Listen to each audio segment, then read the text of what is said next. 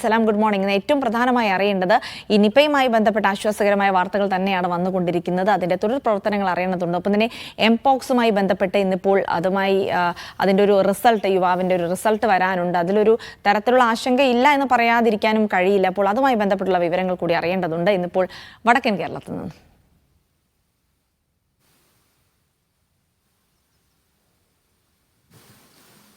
Jilsy, good morning.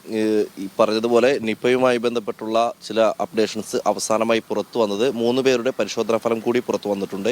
ഇതുകൂടി നെഗറ്റീവായതോടെ ഇന്നലെ ആരോഗ്യമന്ത്രി മാധ്യമങ്ങളെ കണ്ടപ്പോൾ പറഞ്ഞത് ഇപ്പോൾ 16 പേരുടെ ഫലം നെഗറ്റീവായി വന്നു. അതായത് ഈ നിപ ബാധിച്ച് മരിച്ച യുവാവിൻ്റെ സമ്പർക്ക പട്ടികയിലുള്ള 16 പേരുടെ ഫലം നെഗറ്റീവായി വന്നത് ഒരു ആശങ്കയില്ലാത്തൊരു സാഹചര്യമാണ് നിലവിലുള്ളതെന്നതാണ് വ്യക്തമാക്കുന്നത്. അതുകൊണ്ട് തന്നെ ഇപ്പോൾ സമ്പർക്ക പട്ടികയിലുള്ള കൂടുതൽ പേരുടെ ഫലം കൂടി പുറത്തു വരാനുണ്ട്. നിലവിൽ പുറത്തു വന്ന ഫലങ്ങളൊക്കെ തന്നെ നെഗറ്റീവാണ്. അതുകൊണ്ട് ഇതൊരു അല്ലെങ്കിൽ രോഗവ്യാപന സാധ്യത കുറവാണ്, അല്ലെങ്കിൽ ഒരു അല്ലെങ്കിൽ ആശങ്കയുള്ളൊരു സാഹചര്യം നിലവിലില്ല എന്നതാണ് ഇന്നലെ ആരോഗ്യമന്ത്രിയും പറഞ്ഞത്. ഏതായാലും ഇപ്പോൾ നിലവിൽ പുറത്തു വന്ന ഫലങ്ങളൊക്കെ തന്നെ നെഗറ്റീവാണ്. കൂടാതെ ഇന്നലെ മറ്റൊരു കാര്യം റിപ്പോർട്ട് ചെയ്തത്, ഈ വിദേശത്തു നിന്നെത്തിയ ഒരു മഞ്ചേരി സ്വദേശിയായിട്ടുള്ള യുവാവിന് മങ്കി പോക്സ് ബാധിച്ചിട്ടുണ്ട്. ഇദ്ദേഹത്തിൻ്റെ ഇന്ന് പരിശോധനാ ഫലം ഇന്നായിരിക്കും പുറത്തു വരിക. ഇത് സംബന്ധിച്ചുള്ള കൂടുതൽ വിവരങ്ങൾ വരും മണിക്കൂറുകളിലായിരിക്കും അറിയാൻ കഴിയുക. എന്തായാലും ഈ ഫലത്തോടു കൂടിയായിരിക്കും മങ്കി പോക്സ് സാധ്യത എത്രത്തോളം, അല്ലെങ്കിൽ ആ രോഗവ്യാപന സാധ്യത എത്രത്തോളം ഉണ്ട്, അല്ലെങ്കിൽ ആശങ്കയുള്ള സാഹചര്യം ഉണ്ടോ എന്ന കാര്യമൊക്കെ തന്നെ തീരുമാനമാകുക. ഏതായാലും ഈ വരും മണിക്കൂറുകളിൽ തന്നെ ഈ യുവാവിൻ്റെ മങ്കി പോക്സുമായി ബന്ധപ്പെട്ടുള്ള അല്ലെങ്കിൽ ആ റിസൾട്ട് പുറത്തു വരും. അത് സംബന്ധിച്ചുള്ള കൂടുതൽ വിവരങ്ങൾ പുറത്തു വരുമെന്നാണ് പ്രതീക്ഷിക്കുന്നത്. ഇതാണ് നിപയുമായി ബന്ധപ്പെട്ടും അല്ലെങ്കിൽ മങ്കി പോക്സ് സാധ്യത, അല്ലെങ്കിൽ ഈ അത്തരം ആശങ്കയുള്ള സാഹചര്യങ്ങളുണ്ടോ എന്നതൊക്കെ തന്നെ വരും മണിക്കൂറുകളായിരിക്കും അറിയാൻ കഴിയുക.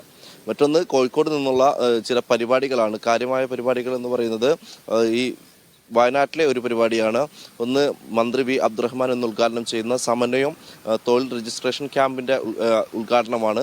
അത് ഈ ന്യൂനപക്ഷ വകുപ്പും അതേപോലെ തന്നെ ഈ നോളജ് എക്കണോമി മിഷനും കൂടി ചേർന്നാണ് ഈ പരിപാടി സംഘടിപ്പിക്കുന്നത്.